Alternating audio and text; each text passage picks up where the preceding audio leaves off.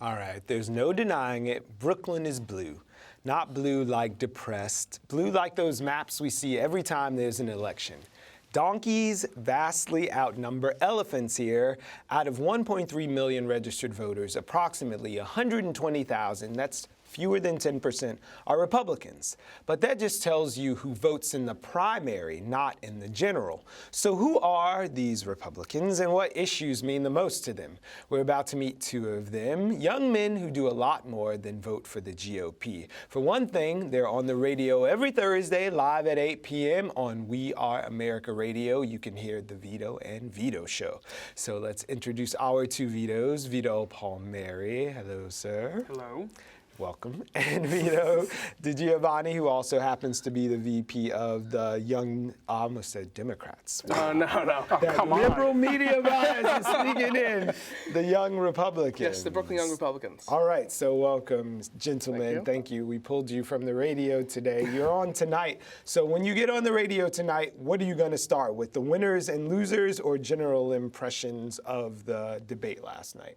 Well, we're going to start with probably the general aspects of the debate and how terrible CNBC moderated the debate. Okay. We're going to start with that, and we're probably going to dive into the winners and losers. There weren't too many losers, thanks to CNBC. Well, CNBC seemed to be the real losers. If you look at the coverage that's coming out today, what was so bad about their coverage or their debate party? Well, I think when you look at the questions that were asked from CNBC, for example, the Democratic debate. Now, CNBC didn't run the Democratic debate, but you could just look at the media difference. At the CNN debate with the Democrats, they asked Bernie Sanders, how are you going to pay for all your programs? When they asked Donald Trump, how are you going to pay for your programs, they also said this is a comic book version. So it seems like there's an undermining tone on Republican debates from the media, and I think it was Ted Cruz who was the first one to call that out, which is why a lot of people give him the nod as winning the whole thing. Well, really, Cruz winning the whole thing. So to be fair, they asked the question and they framed it, the guy said the comic book version.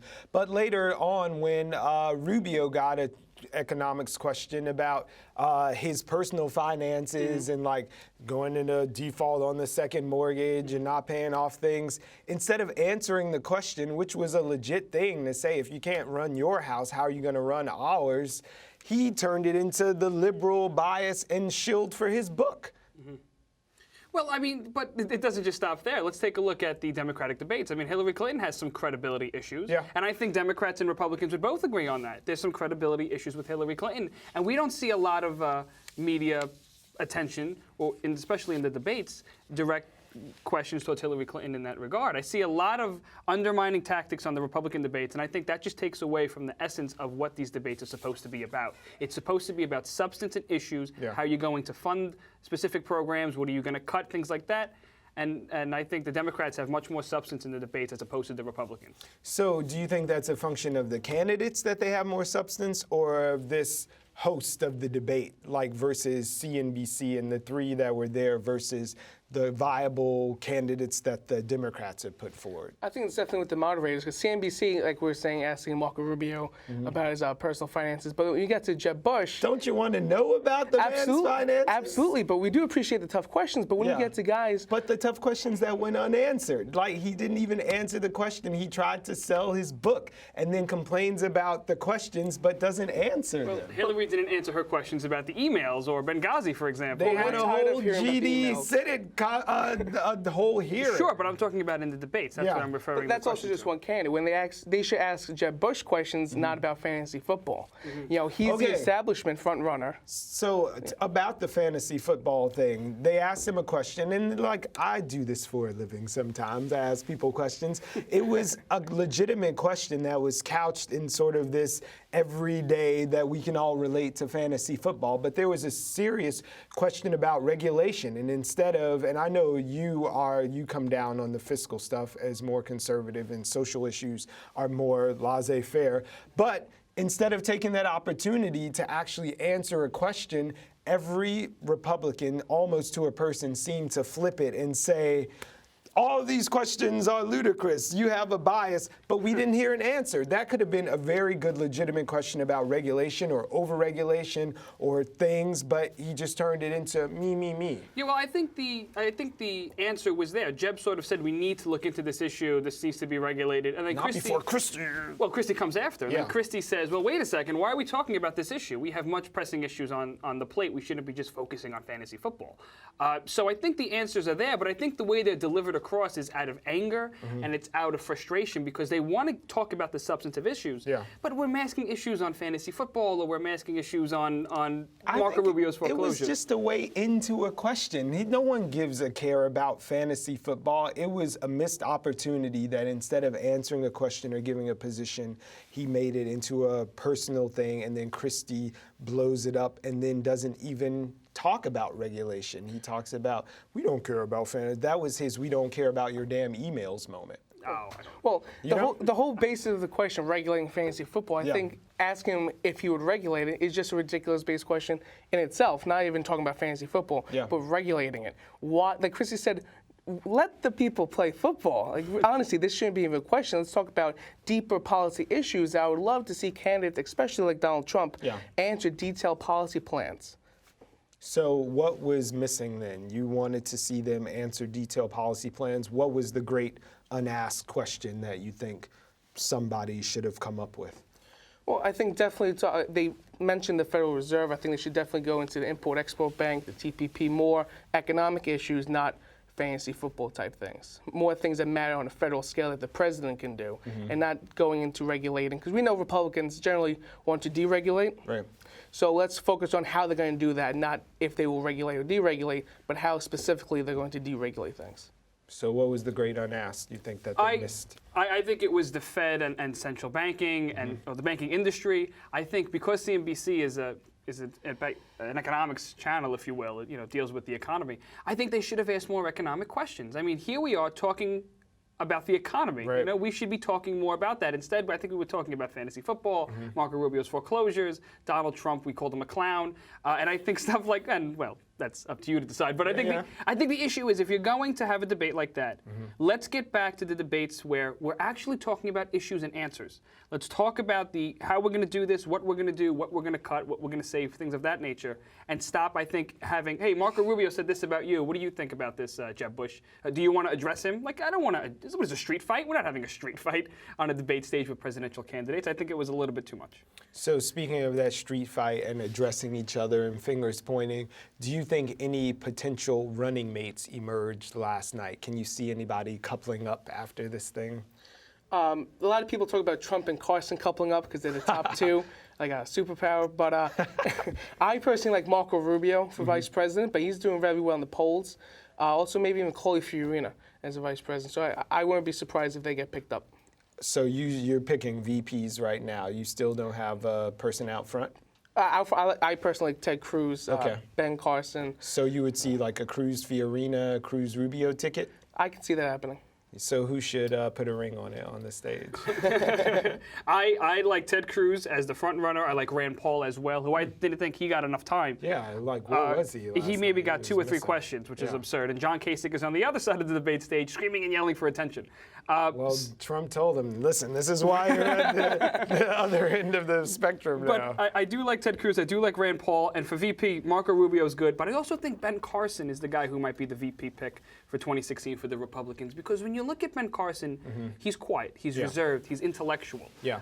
So when you ask Ben Carson a question, he comes across in a different manner as opposed to a more, say, loud or charismatic figure at the top of the ticket. So just imagine a Cruz or Carson, Cruz or Trump. Trump's very loud, and the contrast is stark. One of the criticisms that emerged with Obama, this sort of professorial style where he's not that guy out there, but he's more like measured and reserved. So who would you want managing your money after watching this debate that was supposed to be about the purse strings, regardless of who's not paying their second mortgage on their place? But of those people standing on stage, who would you say, all right, here's my money? Well, probably Donald Trump. He's made the billions. He's the one who's do what you been in want. bankruptcy more than any. Well, they keep throwing, he brought up bankruptcy, they keep trying to throw Atlantic City back into his face. Yeah. And every time he comes back with great answers that all of Atlantic City is falling apart basically with the casinos. And it's not necessarily that he filed for bankruptcy. Right. He has hundreds of businesses and he used the chapter. As it's written. Right. He used the law to his advantage and he made, he saved the businesses and he made more money. So not necessarily bankrupt him and he's done. Yeah. He made his money, he's doing what he has to do. Sophia Arena last night said, everyone wants to see Hillary and I debate. Is that true? Who's the person you most want to see debate HRC? Oh, Ted Cruz. I mean, Alan Dershowitz at Harvard said that Ted Cruz is the guy in terms of being an intellectual. He's a great debater. He was a master debater before. Brownie? Before like he was a debate champion back in his college days. So I would love to see Ted Cruz on the stage. I would also like to see, I would like to see Carly Fiorina. Yeah. Because her whole campaign, if you noticed, isn't going after the Republicans. It's always going after Hillary Clinton. It really is. And whether you agree with that tactic or not, I think it's important because it shows that she's one of the only candidates, I think, in that field that is going after Hillary Clinton and Hillary Clinton alone, as opposed to Donald Trump, say, going after other Republicans, or Ted Cruz not really going after anybody, but trying to state his positions. So I think there's a contrast on that stage that puts Carly out in front. And Chris Christie has gone after Hillary Clinton. I think every word out of his mouth last night, aside, from calling out the media, was Hillary Clinton. That's all he was talking about. But everyone wants to see Carly and Hillary because they're two women. They want a cat fight for the presidency, really. But I would also like to see Ted Cruz. He knows his policy. He's sound. He's a great debater. Yeah. I'd like to see them go head to head. I think he'll win that one. Okay, so looking at last night and taking in the scope of the Democrats as well, what are the issues of concern to Brooklyn members of the GOP? Are they single-issue voters on the whole? Not to look at them as a monolith, but what are the issues that you guys would like to see both the Dems and the Republicans talk about? Well, I think in Brooklyn, because we're such a diverse borough, the city itself is diverse. Brooklyn is its own special city. Right. So it has so many different diverse communities. You have Jewish communities, Russian Republicans, young Republicans, you have black Republicans, you have Republicans all over Brooklyn. And they basically all have their own basic issues that they really care about. What's the one unifier with all those diverse I think groups? The one unifier has to be taxes. I think all Republicans, no matter where you are, want to see lower taxes. Yeah. They want to pay less in taxes across the board. They don't want the rich to pay more than them. They don't want to pay more than the rich. They want everyone to keep their own money. And I think that's the unifying issue. And if you notice, Donald Trump's tax plan, once he released that, a lot of Republicans, not just in Brooklyn, but across the country, sort of looked at Donald Trump in a different way. They started scrutinizing him and they started rallying around this guy. So taxes to me is the number one issue. But the underlying issue, I think that also gets Republicans out to the polls is immigration. And Donald Trump is a perfect example of that. I mean, the immigration comments is where he is now.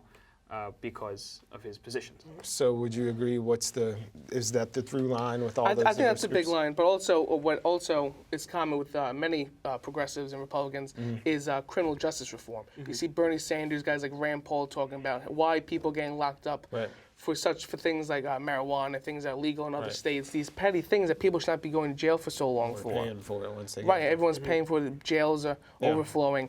But they might disagree how to fix that, but that's a common issue that I think people can come together on and recognize the problem and come to solutions for.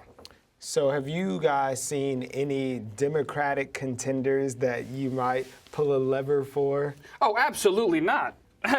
Sorry. I mean, you have a socialist and Hillary Clinton up there and Martin O'Malley. So no, I mean, the other guy. But I want to just make this the other guy. But I just want to make this point clear. Yeah. If you look at the Democratic debate, you notice that there is a very strong liberal base out there that wants to see a liberal candidate and hopefully one day a liberal president for them.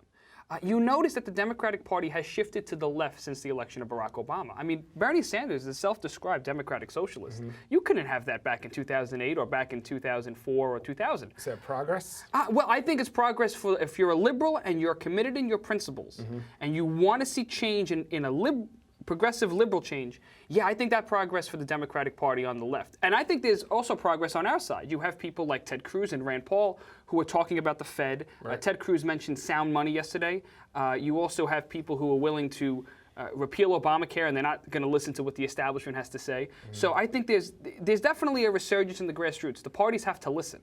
Although, no, as the Democratic Party shifts to the left, I don't think the country's going to follow. I certainly wouldn't vote for any of them. But it shows that the liberal or the ideological sides of the parties are finally being heard, and I think that's a great thing. So, Mr. VP, is there a Brooklyn candidate emerging from all of these people on the stage, one that has values that sort of mirror those that you think are the base here? I think a lot of people with the Brooklyn Young Republicans do like Ted Cruz, very principled, like Vito was saying, how the party's been going to the base to the right. But you know, there's a lot of different candidates. A lot of people like Rubio, especially a lot of young people do go towards Rubio or Rand Paul. We see it with the Brooklyn College is where I go to. A lot of the college Republicans like him. He appeals to the younger people. Rubio. So yes, Marco Rubio. Even Rand Paul, but mainly Marco Rubio is very likable. I think he won the night. I think Rubio took the night. I would certainly say he's a winner. Yeah. But I think Cruz stole the show. Really? And I'll be honest, it's not because I like him a lot. And I really, you know, even though I was applauding and screaming in my living room when he was speaking, that's beside the point. I think the issue here is when you look at Ted Cruz, at least no matter your political preferences, he came across with that media question as a shining question that sort of broke him away from the pack. He was the first one to talk about the media bias, if you will. Whether you agree with it or not, it's certainly a powerful position. Don't start with me on the media bias because we're so out of time right now. But if you want to continue this discourse, you can always tune in to Vito and Vito. That's tonight at 8. We're showing your page right there. But thank you for being here. We should do this again. Oh, absolutely. We love it. All right. Thank you.